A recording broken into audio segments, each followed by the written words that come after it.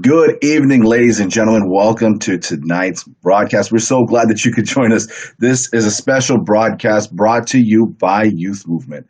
Um, we are in definitely interesting times. There are interesting things happening, and there's a lot going on.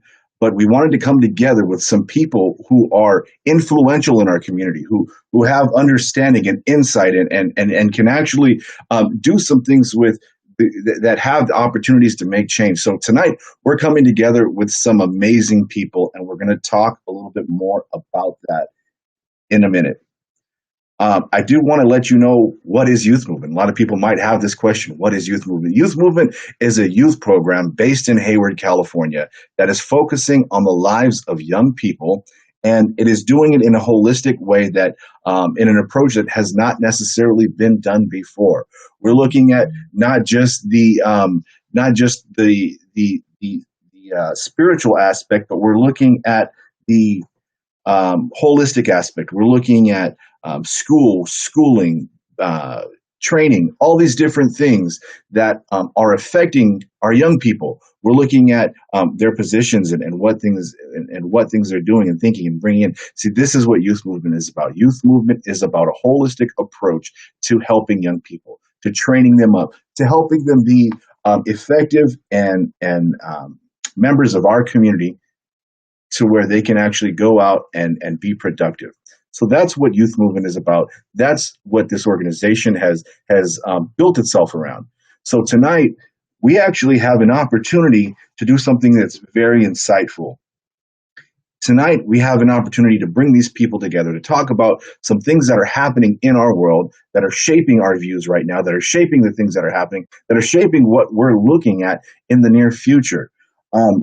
One of the things that makes this night and this particular panel discussion, live video, very different is you, is the fact that you can be involved. So we want to invite you to join us tonight. We want to invite people from throughout the Hayward area, especially young people, to jump on, chime in, not just listen, but have your voice heard. Tonight is a night for you to have an opportunity to be at the table with us.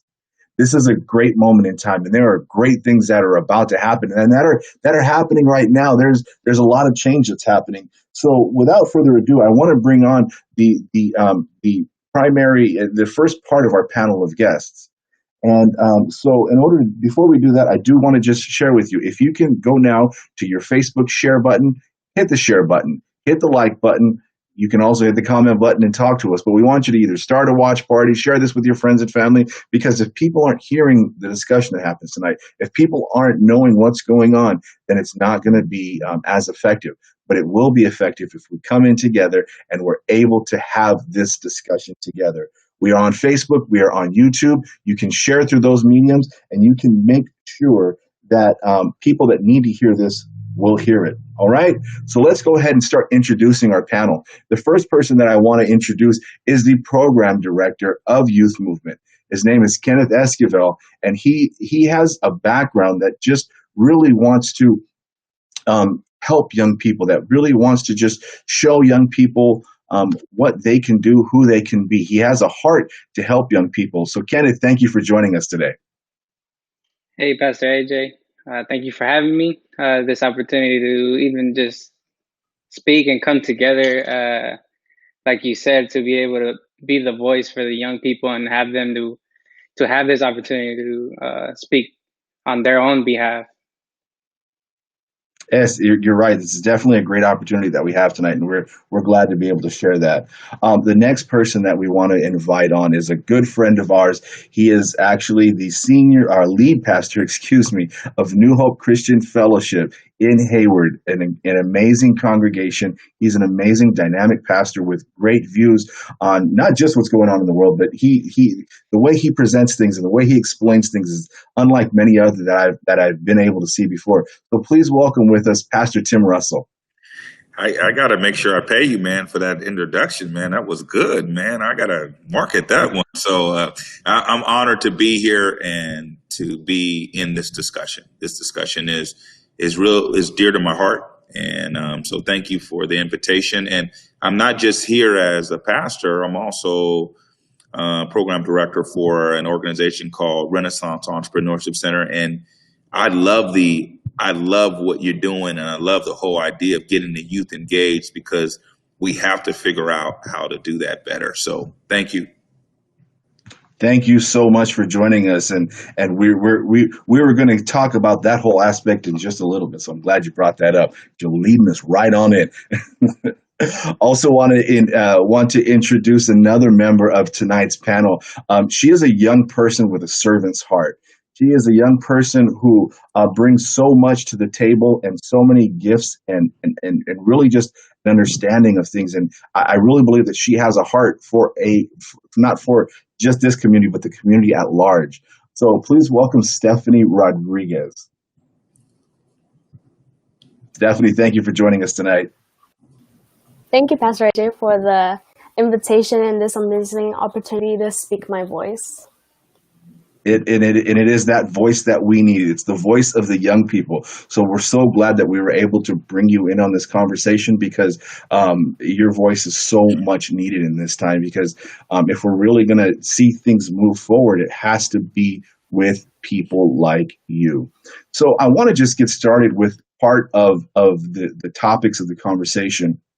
And I want to throw this out there to Pastor Tim just to get us started. Pastor Tim, we see a lot of conflicting opinions and conflicting views right now, and things are very polarized. No matter what side you're on of various situations, and I'll just say we have a social justice situation going on with what's happened throughout the country, and protests and things that regarding racism and other things. We have views about COVID-19. We have views about things that are going on within the church.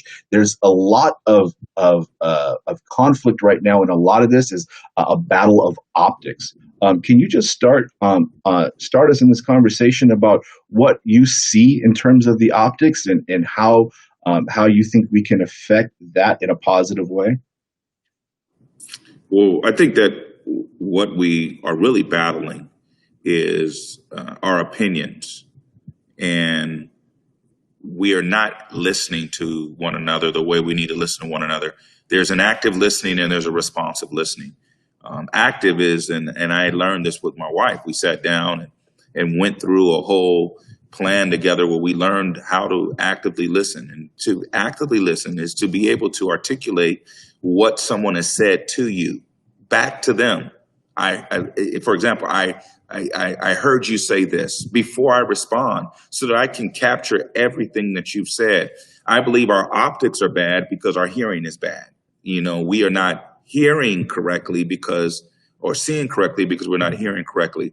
And then we come into conversations with an opinion that we believe is the truth, and I was raised with this statement. My mom raised me like this: Tim, your opinion is not truth.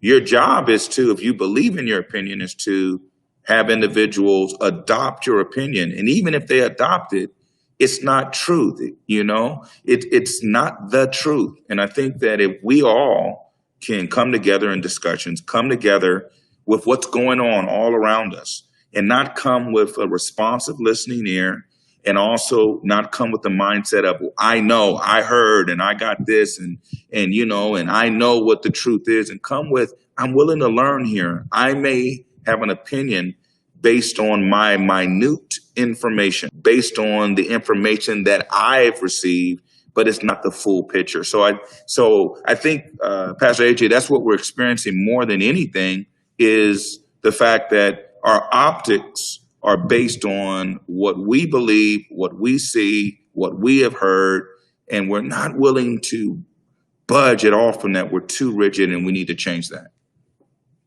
I think that is definitely a very good point. I mean, I think we oftentimes come into a conversation less wanting to hear and more wanting to speak. And I think this is a very good point. And if I can toss this over to Stephany, what sort of things are you hearing from your peers, throughout people that you've talked to, people that you're around? What sort of things are you hearing about the types of things that are happening right now in society, and particularly in the U.S.?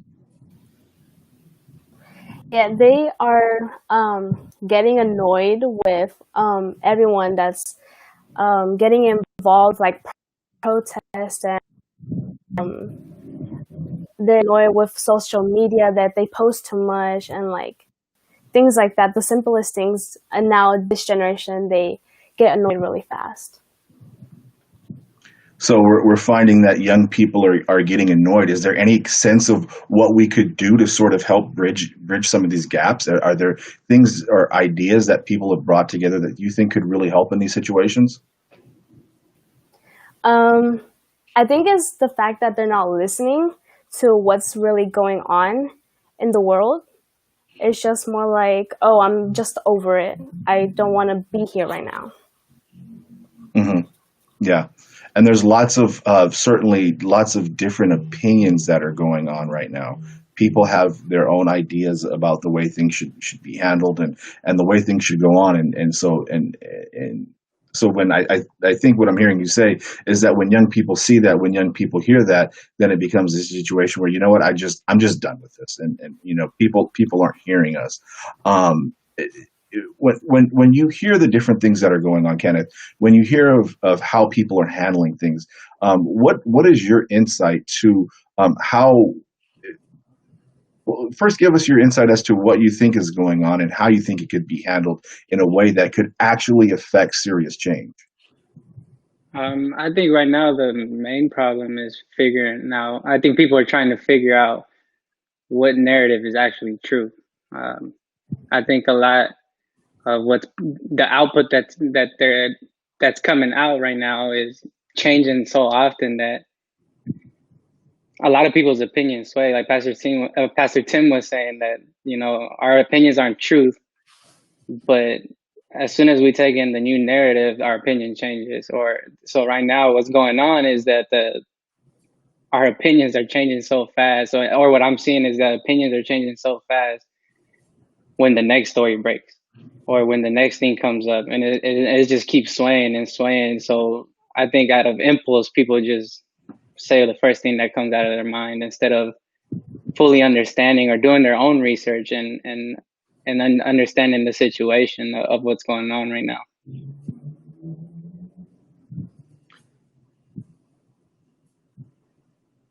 Yeah, I think that's very true. I think you've hit some of the nails on the head. Is we're trying to swim through lots and lots of information, and I think the fact of the matter is, no matter what your source is, you're gonna get some good information and you're gonna get some bad information. I mean, if you're a CNN fan, you're gonna get some good stuff, and you're gonna get some bad stuff. If you're a Fox News fan, but let's face it, most young people are getting their information from different types of sources. We're getting our information from things like Snapchat and Instagram, and those are the main sources. So when we look at the social media age, and we look at the age of, I mean, let's face it. We were talking not too long ago about the fact that we have a 24-hour news cycle. And I don't even think 24-hour news cycle does it justice anymore, because we're talking about a news cycle that is more than 24 hours, because when it was 24 hours, it was there when you wanted it. Now it's in your face. What do we do with all this in your face information? And I'm just going to jump back to Kenneth with this. I think what we have to do is, honestly, it's like filter it. In a sense, the social media will give you a raw image. The media will give you an image they want, but they're both manipulative in a way. From what I'm seeing, a lot of people also manipulate the raw image, only show the section and put a story to it the way it fits to what they're trying to get across, their own opinion. Either way, raw or in the media, it seems to be that way. They're just swaying either way, like sway this way, sway that way. And I think it's just, the information is good. It's only as good as what you do with it. Yeah, you're right. And I can tell you, because going back to the whole conversation of the social media age and where we are right now, when we look back at one of the recent things that sparked a lot of what we're seeing right now, we look at the George Floyd incident. We look at the police officer with the knee on his back. And as I reference police officers, I do want to mention to the audience today that we do still plan on having Chief Tony Chaplin join us. We're having some technical difficulties on his end. We're trying to get him connected to the live stream right now, but there are some problems. We're still trying to get him connected. But I do want to reference what happened there in Minneapolis, Minnesota, because honestly, there's every few years it seems like we have this situation that causes the flames to rise up, that causes things to get stirred up. And in our particular time, in this particular situation, it happened to be George Floyd. It happened to be a police officer with his knee on the neck of a black man, and in this situation, he passed out and died. And a lot of people are looking at this situation and saying, okay, why are we looking at what happened in Minneapolis and causing problems in Oakland, California? Why is this happening in New York? Why is what happened in Minneapolis so bad? All lives matter.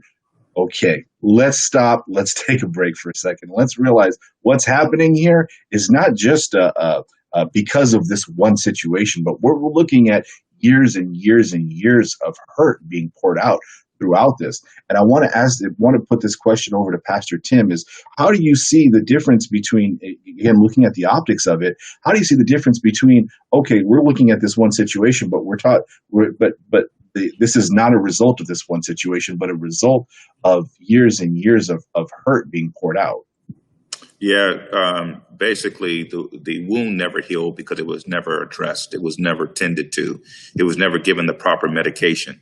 Systemic racism has never been dealt with in the brown and black communities ever. It's been talked about. Programs have been put up to check a box. Tokenism at its best has happened. We've never said we need to fix this, and we need to put in structures. We need to put in procedures and policies. We need to put in strategies that work, and we need to get out of the good boys network and say, hey, I know who can run this. No, let's have a roundtable discussion, a real one, and decide on with the youth movement, with churches, with city government, with national government, with the police department, with the fire department, with everyone that's affected, with our neighbors, everyone that's affected by systemic racism, and say, we want the wound to heal. We want to be able to address the wound, because situations like just what happened in Minneapolis pulled the scab off of the wound. And we realized, oh my God, it's still bleeding. It's not healed. It's still there. And we're shocked over that. Like, wow, we built this building. We thought you guys would be happy. We gave you guys $50,000. We thought you would be happy. No, we need to address the wound. We need to address racism. We need to address it the right way. There needs to be forgiveness, but before there can be forgiveness, there needs to be repentance. There needs to be words said, we were wrong. That tends to be the biggest hurdle right there. I don't want to admit there was something wrong, because then it makes me liable. Well, we have to admit it. I sit down with my kids, I've done it, and I've said, hey, I want to apologize. I want to say, not just for my life, but for things that have happened in my forefathers' life that may have shaped me and shaped our family's thinking. Well, the nation needs to apologize. The counties and the states, they need to apologize. We need to say, we've allowed this to go on and we need to fix it. And that's when we can see some changes in what we see, because there'll be movement, there'll be some healing, and the healing is going to take some time. We need to stop doing something and thinking, well, you should be okay by now. No, and I think that's what we tend to do to those that have been victimized. We do something, we buy them a gift, we have a good week, and then we say to them, are you going to bring up what happened last week or last month? Are you still talking about that? Yeah, because we didn't address it the right way. There's been decades and centuries of systemic racism that we cannot just gloss over with a program, with a building, with a name on it, with a street with a name on it. No, we need to fix it, and we need to do it the right way. And we need to bring the individuals that you have on this panel to meetings and individuals like them so that we can really address it and say, how can we fix it? You know, it's interesting. I was recently talking with a young person who was dealing with some specific hurt, and somebody posed a question to him: "Why are you bringing up that old story? I thought we talked about this already." Well, if you're bringing up that old story, that means that that wound is still open. That means that that wound hasn't been healed. So, what sort of salve did you apply to try and heal that wound? And if you didn't try, then yeah, you're gonna end up facing that situation over and over again. And I think we're seeing a situation throughout the country systematically where there has been no salve applied to these wounds that have been opened. Yeah. And Yeah. and so I get to this question of, okay, so where are the real solutions? And when we talk about real solutions, we're talking sustainability, right? We're talking what sort of solutions can we come to, like you were talking about. What sort of solutions can we come to that are sustainable? What sort of solutions can we come to that are going to actually produce change, but change that is enduring? And I think what you said about having these conversations, much like we're having this conversation tonight, but in a broader, wider, grander scale, I think that's one thing that has to be done. I'm not saying that is the solution, but I definitely think it's part of the solution. So then the question becomes, all right, who has a seat at the table? And I can tell you that I've personally been exposed to elements and forces out there that have tried to put a divider even between the brown and black communities, not just the communities of communities of color versus the communities of whites versus the community of Asian, but even within a community that has typically found itself side by side, shoulder to shoulder with each other. We're in a point right now where we see these polarizing effects. And I want to go back to Kenneth here and see what your thoughts are in terms of who really deserves to have a seat at this table and who should have a seat at this table to bring about this change. I think honestly it should be everyone, but not everyone leads the conversation. I think the people affected most are the ones that should lead the conversation versus because we could only empathize so much. And some people can't empathize; they can only sympathize. I mean, there is a difference. A lot of people think they're empathizing, but they're really sympathizing with somebody. And I think that's one of the things that happens a lot, that we take the fight and say that it's the same fight, when in reality, we don't know that fight. We're not in their seat. And that's why we can't leave that fight. That fight has to be given over to them. That seat has to be given over to whose fight it is. But it is all of our responsibility to be there and present and willing to work with each other. And just as Pastor Tim was saying, it is a relational thing. But the system has to change. As much as you could do it, you can solve person to person. It doesn't matter if the system's broken, because it's going to keep outputting that same kind of people that are hurt. And then you'll just always have to keep working at it, relationship to relationship, because the output of people that the system is putting out is hurt, because that's how the system's built. And if I could, AJ, if I could add to what he just said there, I mean, he said hurt. And we're trying to have sustainability through emotion, and you're not going to have it through emotion. Sustainability has to come through a plan. We're going to have emotion. My wife said it best. We're in a state of a funeral right now. And when there's a funeral, there's grieving, there's mourning. And you know what? But we cannot make plans on the emotion of mourning. We cannot, because emotion will soon wane.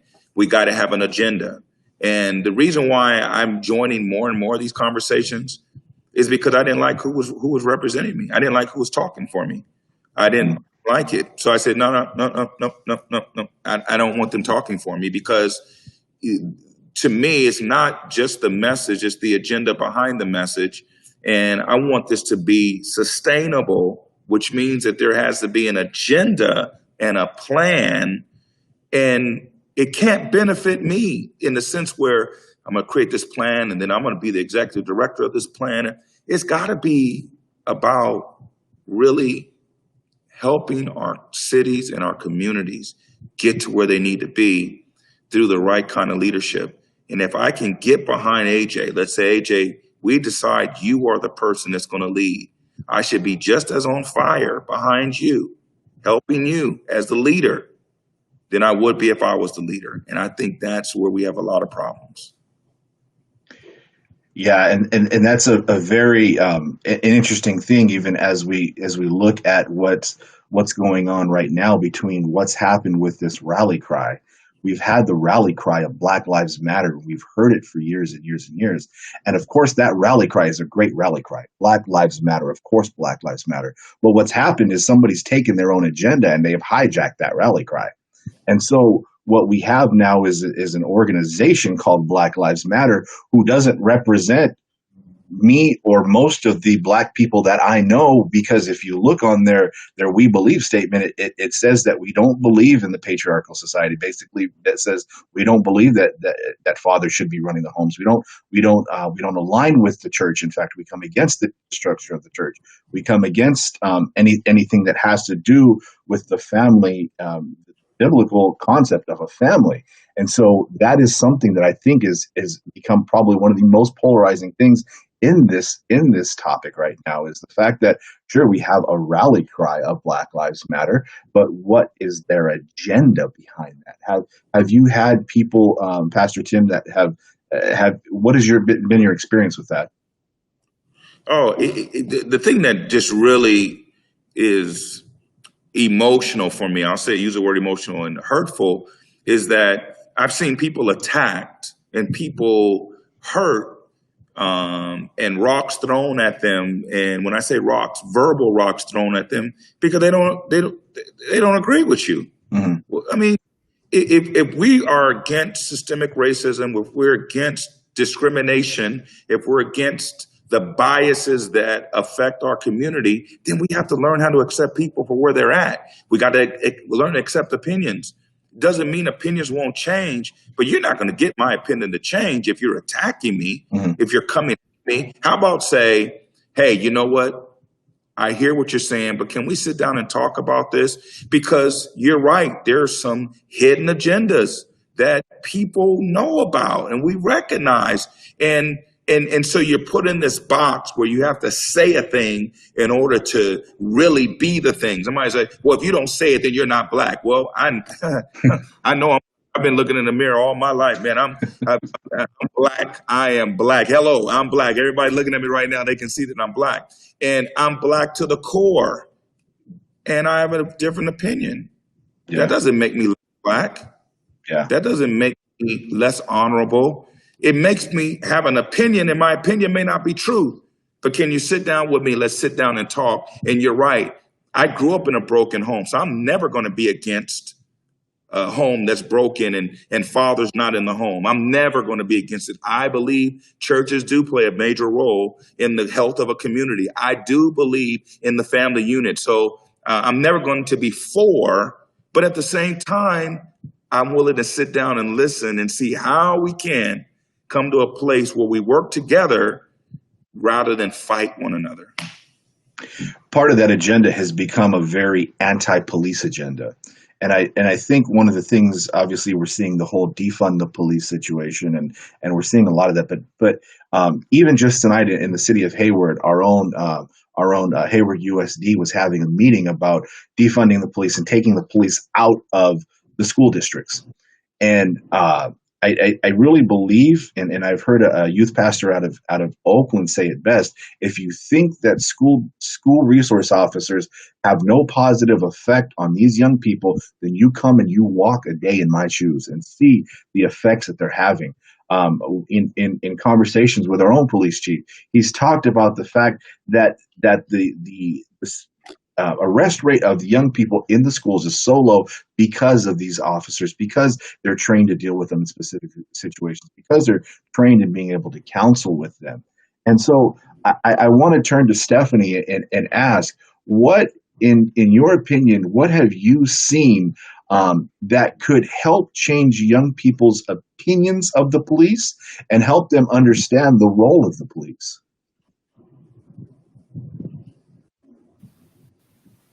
I'm sorry, can you repeat that question one more time? Sure. What have you seen that makes you to think that young people's opinions? How can we change young people's opinions about the role of the police and about the necessity and functionality of the police? I think we could change it, or we can't change it because they have their own minds and they have their own opinions. But a way that we can help them is having the police, I guess, change in a way, because I see many people don't like the police, and they don't like the police, and because of those 1, 2, 3 polices that do inhumane things, that is their mindset's already, oh, I don't like the police, I'm not going to talk to them. So I think it's really that those people, those polices, those cops, the ones that do inhumane things, they should, I guess, not try to change that and try to be more respectful, more less violent. Mm-hmm. So what I'm hearing is recognize bad police and have some repercussions for them. Yes, correct. Yeah, and I do think that that this sort of thing is been much of a topic of conversation around the country. I know we've heard a lot of changes that different police departments are making, and a question I have is, okay, so we have all these situations where police departments don't like what's going on. Are these changing because they don't like what's going on? Are they changing because of the protests? Like, what is causing the changes right now? And I think that we have to look at that, because again, going back to sustainability, if it's just going to be, we're making this change because we don't like this situation, because we don't like X amount of protests happening in our city, are we going to be able to continue that once this fire, if you will, has died down? Once people aren't once George Floyd, Breonna Taylor, once they're not top of mind, once Oscar Grant and what happened at the BART station is not top of mind anymore, are we going to be able to continue these changes? What sort of changes, and you can even lean on your own personal experience here, Kenneth, would you like to see from the police that could positively affect young people? I think it would be more interaction. As far as positive interaction, I think a lot of interaction that happens with police is usually in a negative light, or what we see of police is in a negative light, just because that's what's reported, and that's what catches heat, and that's what we see first, and that's what we experience firsthand in our communities, depending on our race, especially in the Black and brown and the lower income communities, and it happens a lot where, but their job is to protect. Their job is to enforce the law, but it's supposed to be the law, not at their own discretion. It's the law, how it works, not because I think it's innocent till proven guilty, not the other way around. I think a lot of times we're guilty in the eyes, and so therefore something follows, right? So I think that's the thing that we're trying to address right now, is that there has to be a change in that, to why there's a target on the minorities as far as interaction with the police. I couldn't agree with you more. I've personally had interactions with police that were negative, that gave me a completely negative impression of police, to where there's a police officer around, I don't want to be there. I want to go the other way. And it's not even necessarily that I was doing things that were bad. I can remember a time when I was, about 13 years old, where a cop just walked up and decided to harass me and accuse me of doing things that I was nowhere near doing. So I see these things, and I can understand that. I think, in fact, the fact that I was coming on and was intending to have a conversation tonight with all of you, including a police officer, is just proof that God's doing something in my life and has done something in my life, because that was something that if you asked me, 20 years ago, would you sit down and have a conversation with a police officer voluntarily? No, that wouldn't have happened. And so, yeah. And AJ, can I say on that defund? I believe, and this is my opinion, the statement isn't really defund them and don't just get rid of them. I think what society is saying is, if they're not going to protect and serve, then we need to fund something different. You can't have public safety on the back of your car, on the side of a car, and have a badge to cause violence. And I'm all for them having to protect themselves. Trust me, I've never walked in those shoes. But when you change the statement of what are we really? We are agents of peace, protection, and safety. Then your recruitment will be different than it will be when you are trying to recruit the biggest and the baddest. mm-hmm. We don't need the biggest and the baddest. I'm the police of my house. Don't tell my wife. I hope she ain't watching right now. I gotta go home. But what I'm saying, but I don't come into my house to my children and do this and do that. Shut up. Don't say nothing. Get on the ground. I don't do that. Yeah. I don't demand. My respect is how I carry myself. I listen to them. When they're wrong, I discipline them. And I discipline them according to their I'll use the word crime to the family. I'll use that word. I don't come with force. I come with direction and protection. I'm protecting you so that you don't continue to harm yourself. Now, granted, they're dealing with a whole lot of stuff. I get it. But I think that we need to understand that the society that's saying defund, I believe, is saying we cannot continue to fund it doing what it's doing. We have to fund something else. So I think that word defund needs to change, because I believe they're saying something like, man, what happened to protect and serve? Whatever happened to, because here it is. I don't have, my driving record is clean. I should not fear driving and having a police officer get behind me. I shouldn't fear that. I've never seen to have them approach me the wrong way. I never did anything to anybody, I believe, to have them say, shut up, don't say nothing. But I've been told that. And I know I got to shut up because I want to go home to my family. That's not right. And if that's what we're going to continue to fund, then we got to change. And I have to be in agreement. We got to fund something different, because violence is going to meet violence. The only thing that drives out violence is love. Yeah, that's so good, and that's so on point in terms of the concept of these officers are here to protect us and to serve us, and if they're not serving us, then what are we doing? What are our tax dollars going into? And I think what I'm hearing from you is it's a matter of semantics, because I know when I hear defund the police, I hear get rid of the police department in my city, and I know I don't personally want to be part of a city that's without a police department. Me either. No.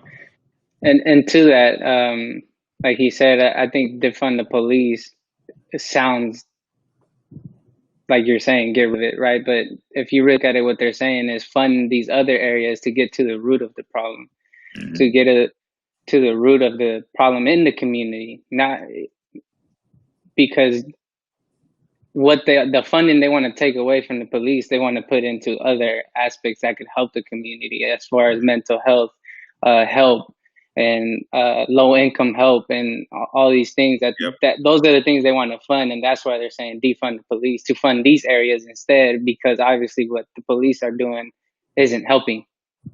Instead, they're adding on top of the problem of the lower income and the people of color and all that. So it's not get rid of the police. It's, well, let's help the community instead of helping the police when they already have the power. And and we name our communities. I like how you said that. We call our communities under-resourced, and I think we need to change it from lower income to the reason why we're lower income is because we're under-resourced and underrepresented. Exactly. You can go into any community and they will become a lower income community if you under-resource it and underrepresent it. So there is so much intelligence in the brown and black community. There are future doctors. There are future engineers. There are current engineers. There are entrepreneurs. There are small business owners. They're doing business illegally. So just imagine if they did it sustainably and legally. There's so much that can be done right, but they're under-resourced and underrepresented. That's what we have to change. And I believe, like you just said, can we take some money from over here and fund these areas so that they are not under-resourced, they're resourced, and they're represented? And can we get some supervisors and people that are representing us that really mean what they say for the communities that they're representing? And maybe we need to go back to the model of this person is the unofficial mayor of this community. So we go to them, they go to the count. I mean, we got to come up with something. Stephany, I really want to get your input on this one here, because I feel like you've probably seen and heard things, whether it be classmates or your friends or people that you're around, even your siblings, that have heard this defund the police thing. What is your take on defund the police, and how do you feel other young people are reacting to it? I think you're on mute. First, I want to say I agree with Pastor Tim that we should take, not defund it, but change it, because, they're not, I sometimes don't feel safe and protective and when I'm like walking or alone or being outside sometimes. And then we should change that to something that we can actually do, should feel protective, and because they're here to serve, and then what are they serving if I don't feel protected? So take take that concept and apply it to a school. How would you feel walking around a school that was completely without officers, and in fact the officers were barred from coming into your school? Yeah, I wouldn't feel safe. I would be like, what's going on? Why is there officers, and why isn't there officers? What's been your interaction or your experience with school resource officers?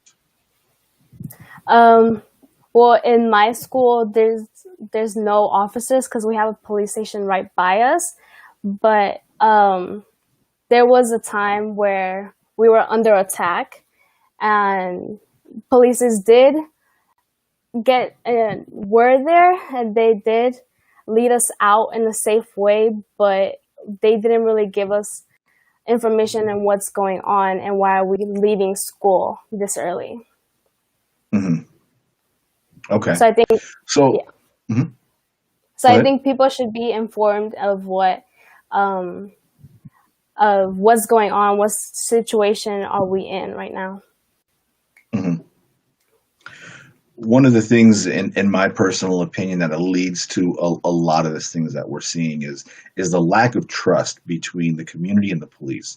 And I think I'm hearing this throughout comments throughout the panel, is that if you're not policing us, then what are we funding? If you're not enforcing laws, then what are you doing? And I'm hearing a lot about lack of trust, and I do really think that it comes down to trust. When you're policing, when you're doing things, you have to have the trust of that community. And speaking with our own police chief, he has told us that that is a big part of what he trains and how he's involved with training officers. I think one of the things that personally has affected my opinion in that is what some people refer to as the thin blue line or the blue brotherhood, where police will say, that's my fellow officer, they're untouchable, where police will not step in and do things or even report things because it's another officer. And I think for a long time there was a stigma and maybe even considered just a story. But the more and more things come out, where we're in an age where everybody has cameras and you see things, it becomes more obvious and apparent. Our own police chief has told me that he has trained his officers that if you see something, you talk about it. He's trained his young officers. If you see me as a police chief doing something, you tell me about it. But I do think that this systemically, talking from a national level, a local level, even at our city level, is something that is a problem. And Kenneth, can you just talk to us about the concept of not only of trust between police officer and community, but how you feel that the Blue Brotherhood concept affects that?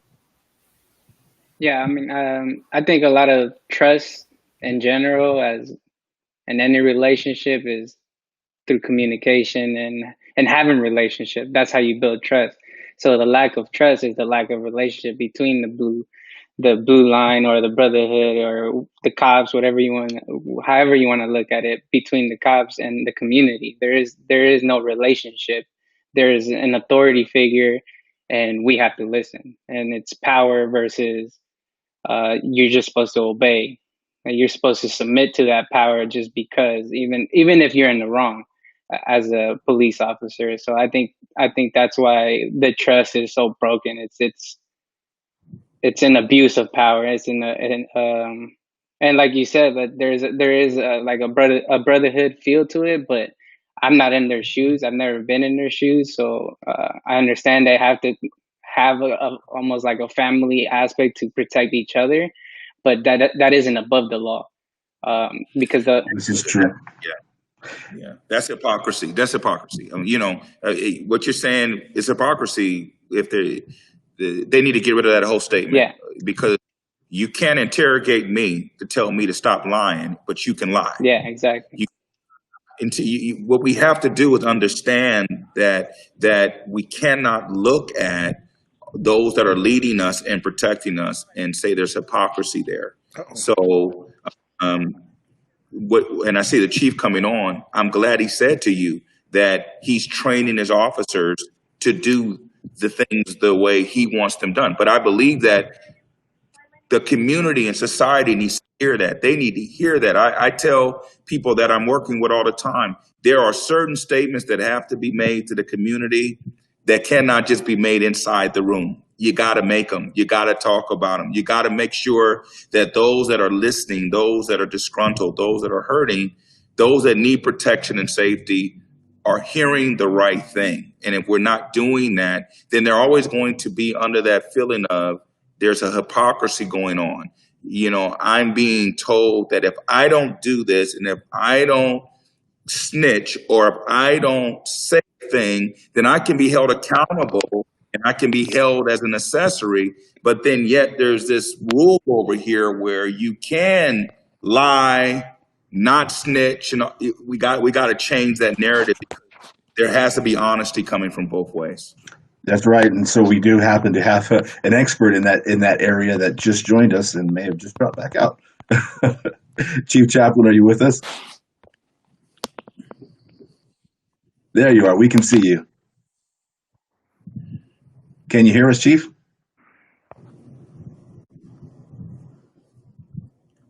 We did get the chief to come in on a mobile device, and I know there was some technical difficulties on the other end. Chief, can you hear us? Looks like we are having another technical difficulty. I'm going to text the chief here in just a second. But just going back to what sort of things can we do to sort of help develop some of that trust that we may be lacking at this point, Kenneth?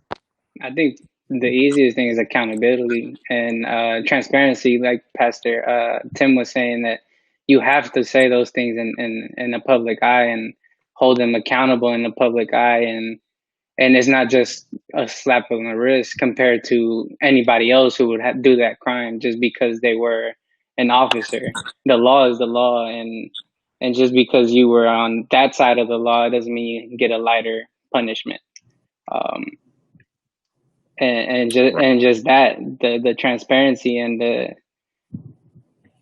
I think it's almost like I don't want to create too much of a divide, but it's like a privilege, a privilege that they get over us as the community, and it shouldn't be that, because they're supposed to be on our side. They're supposed to be part of the community, and they're supposed to serve us, not be against us. Or why we shouldn't even feel that they're against us, because they're meant to protect us. I do think that the concept of police. Go ahead. I just want to jump on something that he just said here. If the officers that were involved with the George Floyd murder, if the officers that were nearby were afraid, I believe one officer suggested that they turn him on his side, or they were noticing that he couldn't breathe.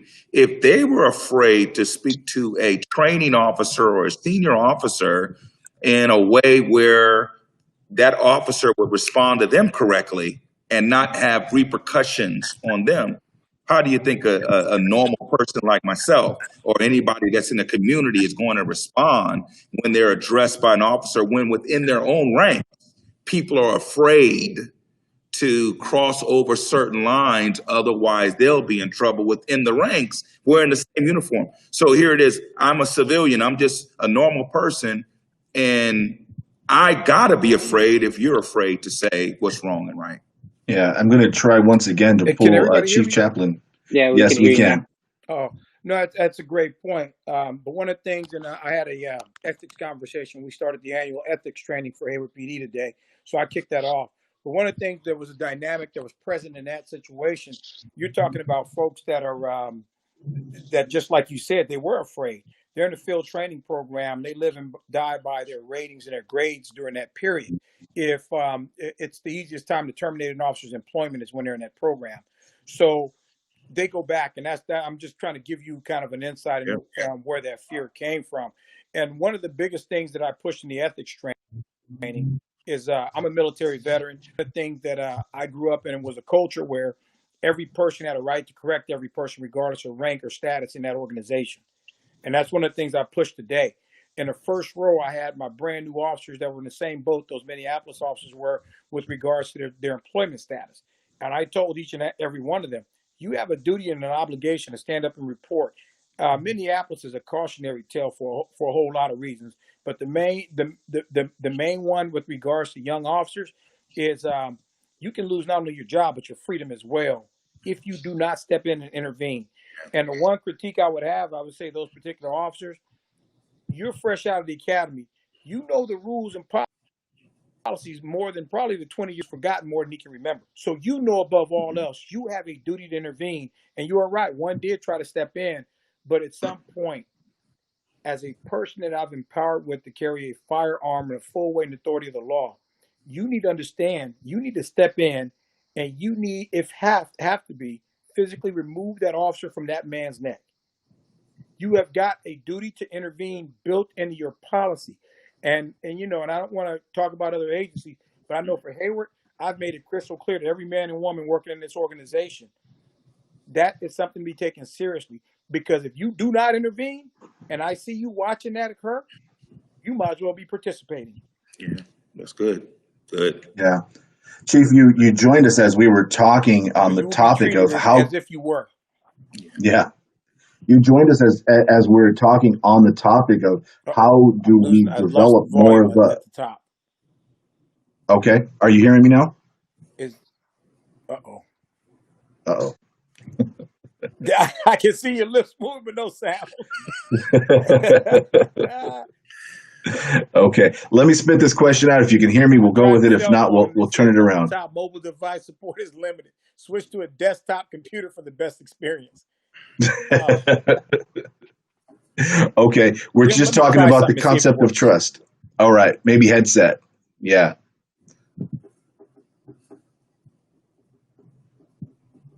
In the meantime, I do want to talk to Stephany, and I know I keep on coming back to you, but I do want to sort of talk to you about the experience that you've had as a student, as somebody who's hearing about things going on, who's hearing about defund the police, who's hearing all these things, and what sort of level of trust now, as we're talking about trust, do you feel like your people that are around you have with the police? Not a lot.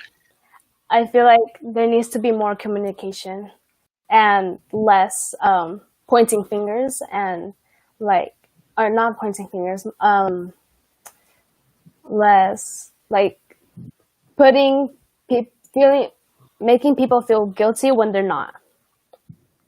Mm-hmm. So you feel like that oftentimes when a police officer gets involved in a situation, the automatic assumption is that they've done something wrong? Yeah. Yeah. Okay. Chief, are you with us? Okay. Okay. One of the things that we do want to understand, and I don't want to, what I don't want to do here in this conversation is talk about a lot of grievances and talk about a lot of things that we don't like without talking about some solutions. And so what I do want to look at solutions that we can really have. And one of the things that I feel like is that we could truly, the best way to truly foster change is through real relationships. So what sort of things can we do as community members, as leaders, as pastors, as people who have effect over somebody's life? What are some of the things that we can do to actually foster that change and develop these relationships that are so key to actually turning the tide on some of the things that we're seeing now? And I'll go to Pastor Tim on that.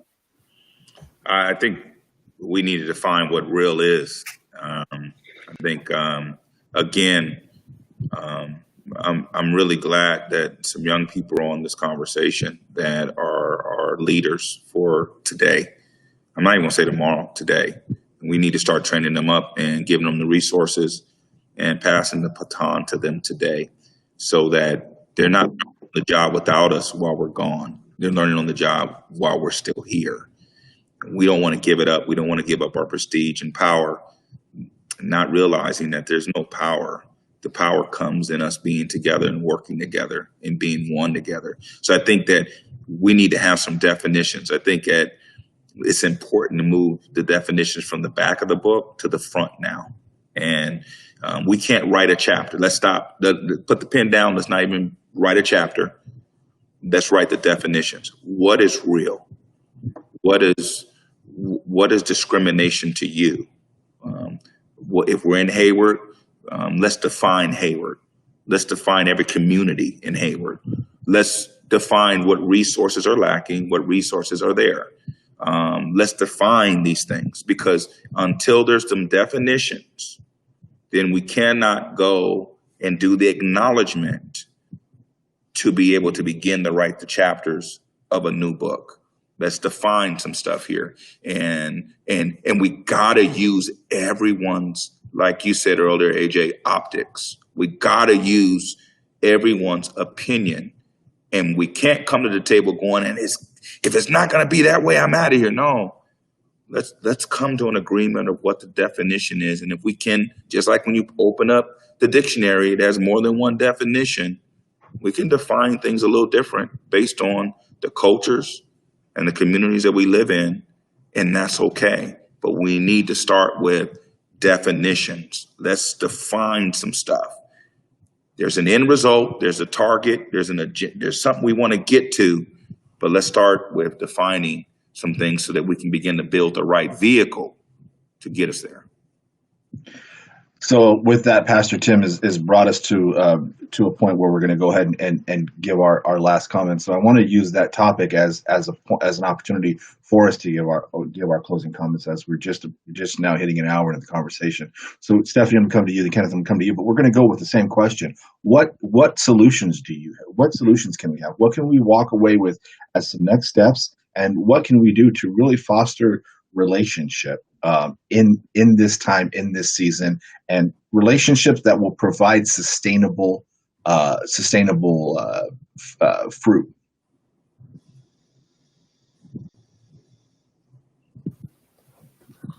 Well, first of all, I just want to say that I was thinking of having like a big event, having like an event with police officers come together and actually also serve the city. We can have like they can have like a rally, they come together and other families come together. And they just share the ideas of how we can actually change, share the ideas on how we can help them, how we can help the community trust in police officers again. So a practical solution of bringing everyone to the table is what I'm hearing. Bringing everybody to the table and really just being able to lay things out and obviously conversations have been started, but continuing conversations. Kenneth, what would you see as an opportunity for us to really create some forward movement here? I think just to continue on what Pastor Tim was saying, a lot of what I'm getting from what he's saying is that we have to define the need. We can't fill the need if we don't define it, right? We don't know what the need is. So once we define the need, then obviously we build around that and how we're going to fill those needs. But also on what Stephany is saying is we do need involvement, more than just, hey, we support you. It's, hey, we're here with you. Hey, there has to be that interaction, even on a daily basis. I know it has to be more than a job as a police officer. I understand it is a job, but to serve the community is not just a job. You have to want it. You have to want to be involved with the community you're serving. Even us as pastors, like we have to be involved, or us as church leaders, we have to be involved with the community. It's not just, oh, because I have the title, that's enough. It's, I have to be involved. I have to, when you're hurt, I'm hurt. When you need something, I have to try and fulfill that need. I have to help you, pick you up, and be there with you, and whatever that need is. So I think it's a lot of that. A lot of that is missing. And just have more programs where the police is at an interaction with the community. I mean, they're interacting with each other, and they're more of just a authority presence.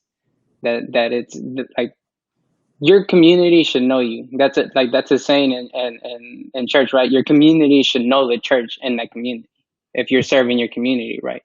So I think it should be the same for police. Your community should know you, and not in a negative light.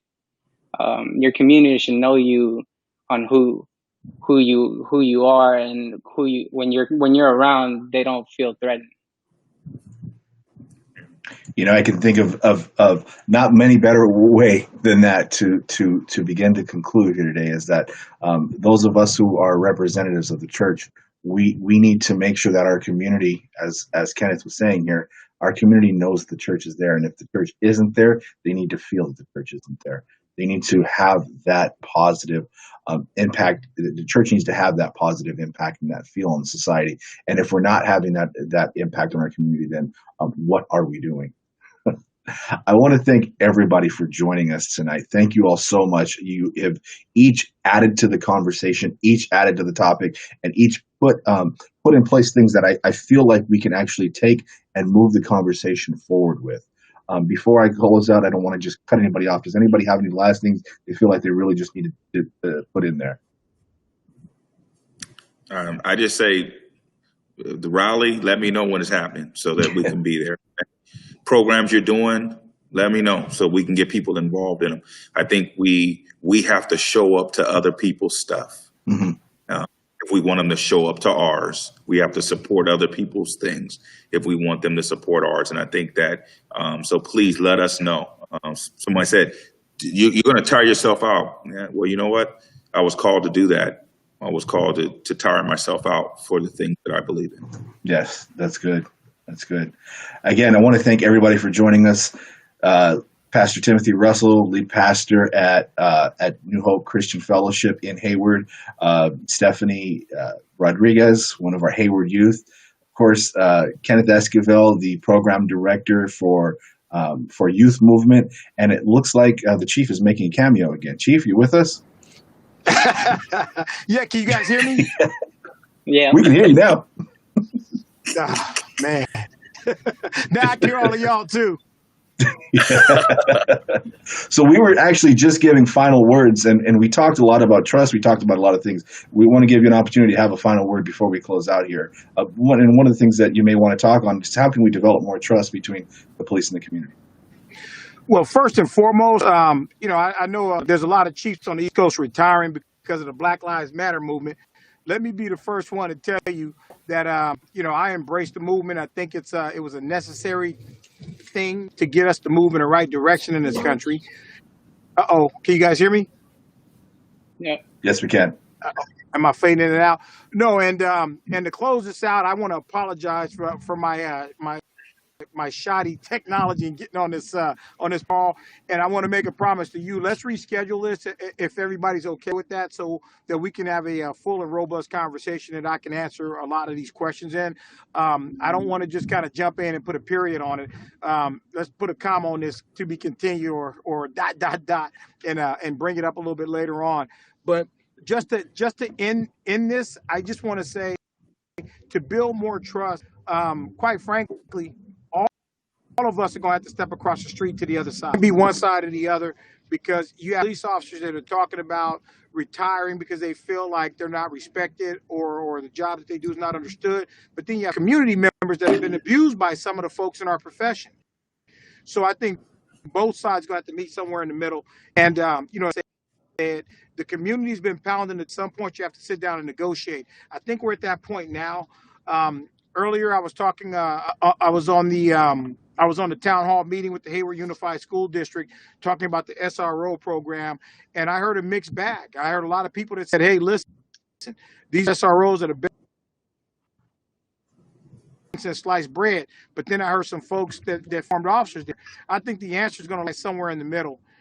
And I apologize, folks, but there's a big police presence up here. I'm trying to get around right now. They got a SWAT team out here. I have no idea on 2nd Street what that's all about. Hope it's nothing. But I think the answer lies somewhere in the middle. But one thing is for certain: it cannot be a blue-only uniform. It needs to be the community and the police department coming together to come up with ideas.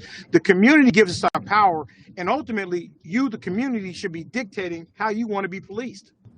So I think for us, we got to be willing to listen and speak a lot less. So that's why I want to redo this, so I can hear a lot more about what's being said and what some of the concerns are. I caught a little bit of it going in and out, but I need to really hear the full story from a lot of our community members, what they like to see. Because coming from San Francisco, it was a all over that city. Hayward's got a different flavor to it. I think you can do a lot more in Hayward than I could in San Francisco. And quite frankly, it's refreshing, and I look forward to that opportunity. But I got to know what I need to do from the community. And so that's why I welcome the dialogue, and I want to get back into this in the near future. I mean, in the next week or two, if possible, if everybody's amenable to that, because I want to really hear the concerns of the community, and not only hear them, but address them. I just got a packet of letters from a bunch of Black mothers who sent nothing but the description of their African-American sons and why they wanted me to know who they were, so that I could pass it on to my officers, so that when we engage with them, that it's not adversarial, that it doesn't result in a shooting. And Hayward's been pretty good in some ways, and we need some work in some other ways. But I look forward to the community conversation with how we can improve this department, because we are here for you. This is about us serving our community, and you are that community. So I need to hear what the concerns are. That's good. And as you're asking if we can continue the conversation, which I don't think this was ever a one-off conversation, and I don't think I don't think we're going to answer all the questions in one day. So as you're asking that, I do see some heads shaking positively that we can continue this conversation in the near future. And I think it's actually our duty to continue this conversation in some way, shape, or form. So that's definitely something that's on the table. Again, as we were closing out, I do want to just continue to thank everybody for joining us tonight. Of course, as I referenced, Kenneth, the program director for Youth Movement, Stephany, one of our local youth, Pastor Tim Russell, the lead pastor of New Hope Christian Fellowship, and of course our own police chief, Tony Chaplin, in the city of Hayward. We want to thank you all for joining us tonight, and I'm actually going to go ahead and give my last thought as you guys go ahead and can take your leave. It's very interesting what we're seeing in the situation. It's very interesting what we're seeing in our country right now. And I can tell you that there's going to be many solutions in many ways that we can address these things. But the main thing that we need to address is the heart issue. We need to address the issue that resides in the hearts, the hate that may reside in some hearts, the things that are residing in the hearts that needs to be addressed. And that is the main thing that we need to look at. So as a church, we will look at the heart issue. As a ministry, we will look at the heart issue. As youth movement, we will look at the heart issues and see how we can take those issues and remove them from being part of the problem. It's the heart issue. It's the things that are in the hearts of men that really need to be dealt with. It's that hate that's there. That's where the hate is, where the racism dwells. The hate is where the violence dwells. The hate is where all these things dwell that we really want to get to the heart at. So we want to thank you all for joining us tonight. We do want to mention that Youth Movement is a 501c3 nonprofit program. We look holistically at the young people. We see how can we help them. We help them spiritually. Yes, we are a faith-based organization. We help them spiritually, but we also provide them other sort of tools. We want to provide these young people any tools that they need to be able to be successful, whether that is help with homework, whether that is career training, whether that is college visits, whatever the broad spectrum of things are that we can do, that is what Youth Movement is about. So if you feel that you would like to support Youth Movement, the information is there on your screen. You can go to youth-movement.org. You can find the giving tab, and you can actually apply funds there if you feel like you would like to do that. Again, we are a 501c3 nonprofit. If you do want to fund something that is helping young people, there's where you fund it. We want to thank you for joining us. We want to thank you for being part of this conversation, because this is a vital conversation. We took some strides and we took some steps tonight, but this conversation has to continue in order for these steps that we took to be effective. So continue the conversation in your home. Young people, continue the conversation with your friends. Parents, continue the conversation with your young people. Let's continue this conversation. Let's continue moving it down the road. Let's continue to take this country to a place where it's better. And I will say this country may be flawed. This country may have its problems, but we're doing a lot better than most other places on this planet. And I believe that God will continue to bless the United States of America. I just pray a blessing over you, and I thank you for joining us tonight. Be on the lookout. This isn't the end of the conversation. We will continue more. But until next time, God bless you and yours.